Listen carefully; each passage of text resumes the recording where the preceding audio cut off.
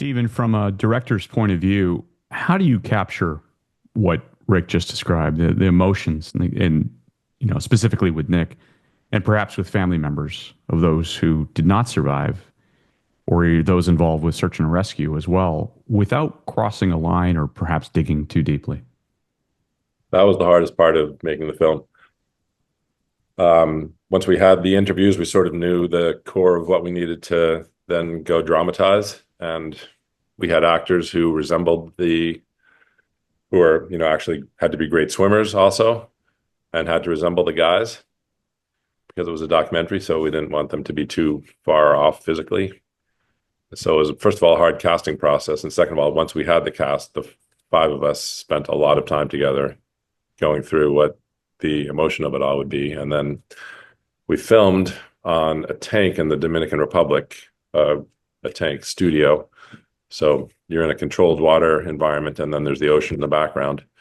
And we had wave machines and underwater divers and underwater cinematographers and all kinds of lights and smoke machines and wind machines. It was almost like making a Michael Bay movie or something. So there's a lot of action going around, and these guys had to focus on their emotional performance, and they weren't, really seasoned actors. They were more chosen for their physical swimming abilities, and they're looking like the characters. So it was a really intense thing for all five of us to get to this emotional place. For them, I know they felt a big responsibility to be representing the guys' last moments and to make sure they were doing justice to the men that they were and the sacrifices they made and the struggle they all went through.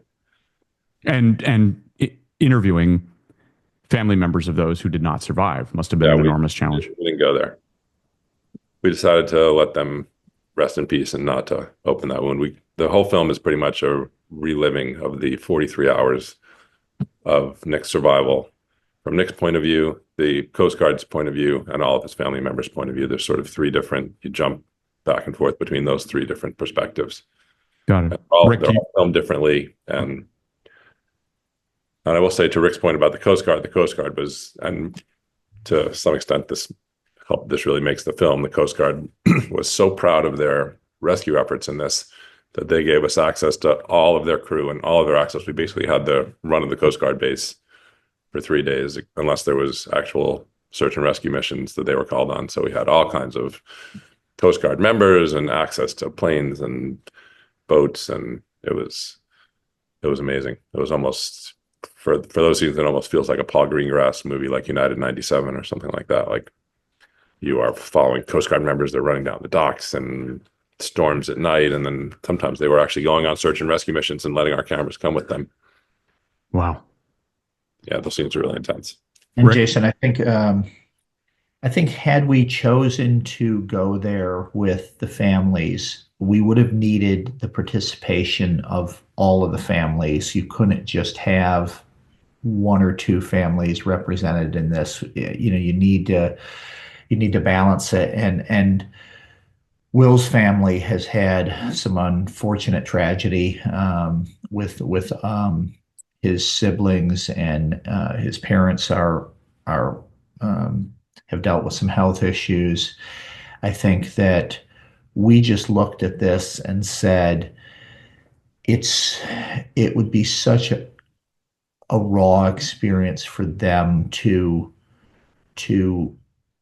ask them to participate in this. And in the past, we've spoken with them, and while they respect the process and the book and the story, they don't want to relive it themselves, a death of a loved one. And so what we try to do is we try in ways in the film to honor their memory and bring them back to life in a different kind of way, but without really wanting to reopen the wounds for them. Rick, in the history of things that you've been a part of, where does Four Down fit? Emotionally, psychologically, from a satisfaction standpoint? Single greatest thing he's ever been involved with in his entire life. He has changed his life. He will never be the same. Yes. How about even culturally, Rick? I mean, that is there is a little truth to what Stephen said. he's made a remarkable film that made me cry as I watched it.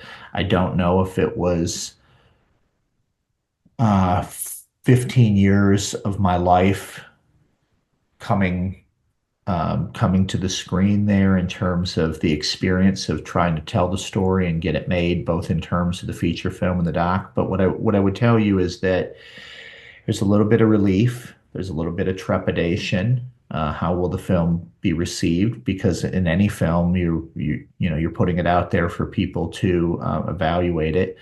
I think that all you can do is trust the process and trust it in the hands of somebody like Steven, who's made some of the best documentaries, and especially in the sports world, that have ever been produced.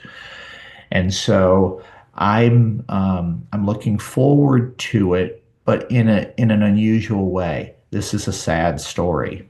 This is not a rom-com. It's not something that where you can go there and celebrate the fact that you're releasing a movie. This is a difficult story to tell, and so all I care about is that we've respected the creative process and that we've respected the wishes of all the people involved, and try to tell the story in the most authentic way we can and let others decide how they want to view it.